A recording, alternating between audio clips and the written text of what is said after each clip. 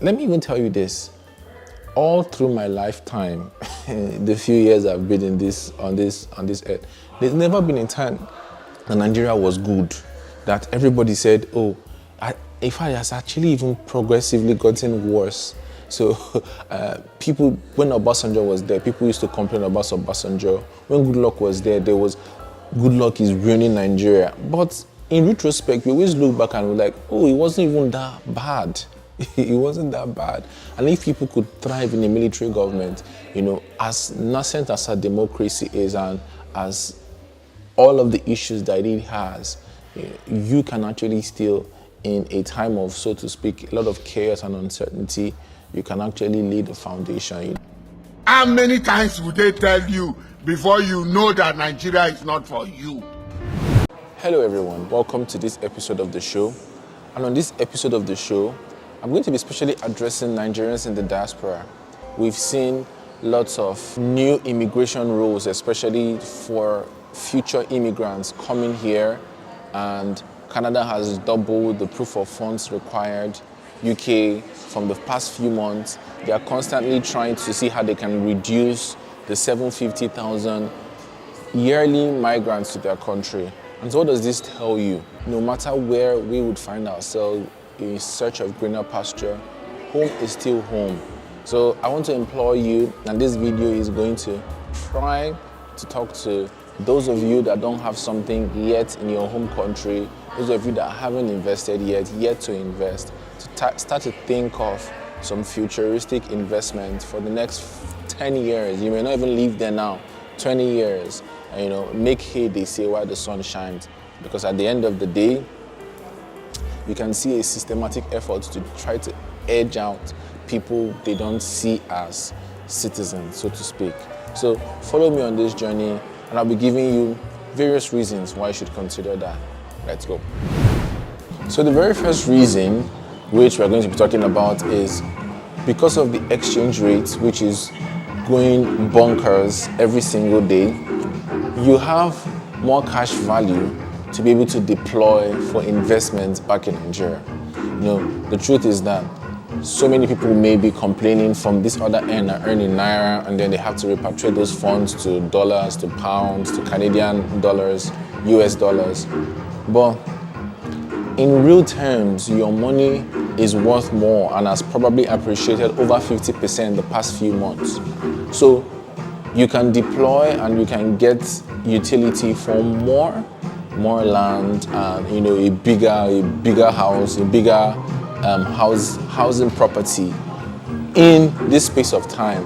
And analysts are even saying it's going to even go up. So it's something that you can actually put in an initial deposit now, and in the next few months you even have less to pay. So that's one reason and one thing that you should think of as a Nigerian in the diaspora. Another reason why you should think of investing in Nigeria is that you can actually be a developer yourself. You can get bulk cheap land in a place like Ekpe that's fast urbanizing. You can get 10 to 100 plots, and you can actually do the documentation for it, and you can keep it. You see, Lagos is a mega city, and Lagos is fast growing from 14 million to 20 million to about 30 million in another decade and above. And you're going to see that when all of the industries and all of the population boom, even more population boom happens there, there's going to be need for housing.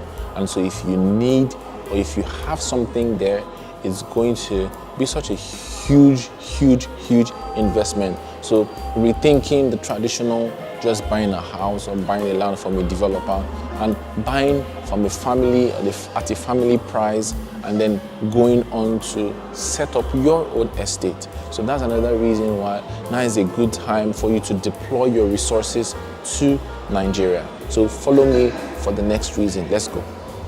Now, another reason why you should think of investing in Nigeria, particularly Lagos, is the spate of investments that we've seen over the past 5, 2, 3 years, and the ones that we're going to see in the next 2, 3 years again. Starting from via Eco Atlantic, the US consulate acquired some land, and that project is going to cost over $500 million. We can see the different free zones, the deep sea port that is all the way in Lekki Free Zone, Ibeju Lekki. And there's also another deep sea port in Badagry, and that's also going to be a free zone with also a power station there. And recently I saw in the news about, I think, a Lebanese company or a Chinese company purchasing some, a factory because the company was leaving. And as people are leaving, there are lots of companies and there are lots of individuals that are looking to still invest because it's a ripe market. I did a video referencing a video by Ola Brown, why it still makes sense to invest in Africa: rapid urbanization, arbitrage opportunity, population, and so many other reasons why investors are still seeing the appetite to invest. And so when the investment is there, more people are upwardly mobile, and it increases the value of your land and also increases the value of whatever you want to do there. So I'm here to bust each and every myth that's held you back. It's amazing when you speak to some people and they say, oh, I've been wanting to invest in Nigeria, I've been wanting to invest in Lagos for 5 years now, for 3 years now, for 2 years now. And delay is dangerous, delay is costly because these properties are increasing in value. And however the market seems now, the very best time to always invest is when there seems to be chaos, because there are people even in wars that benefit from wars. And so if you want to take advantage of the opportunity, contact me. And I'm going to leave you with this story. Okay, so let me leave you with this story. Very many years ago, in June 12, the whole June 12 fiasco, when Nigeria was, was in and out of military governments, and that June 12 election was annulled by Babangida, which Abacha allegedly won. Lots of people were actually moving to the village. People were packing their salt, people were packing all of these things, and people were moving to the village. But my dad told me that during that period, he laid the foundation for his house in Port Harcourt, Rivers State. And now, obviously, it goes without saying, Nigeria is still here, and he has a properties right now in Rivers State. Those that were too afraid and they were looking at the uncertainty and were looking at, let me even tell you this. All through my lifetime, the few years I've been on this earth, there's never been a time that Nigeria was good, that everybody said, in fact, it has actually even progressively gotten worse. So people, when Obasanjo was there, people used to complain about Obasanjo. When Goodluck was there, there was, Goodluck is ruining Nigeria. But in retrospect, we always look back and we're like, it wasn't even that bad. It wasn't that bad. And if people could thrive in a military government, as nascent as our democracy is and as all of the issues that it has, you can actually still, in a time of, so to speak, a lot of chaos and uncertainty, you can actually lay the foundation. The Holy Book says Isaac planted in the time of famine, and he reaped 100% results. And the Philistines envied him, but could do him nothing. And so this is giving the extra push to those that have always wanted to do this, but waiting for the right time. There will never be any right time.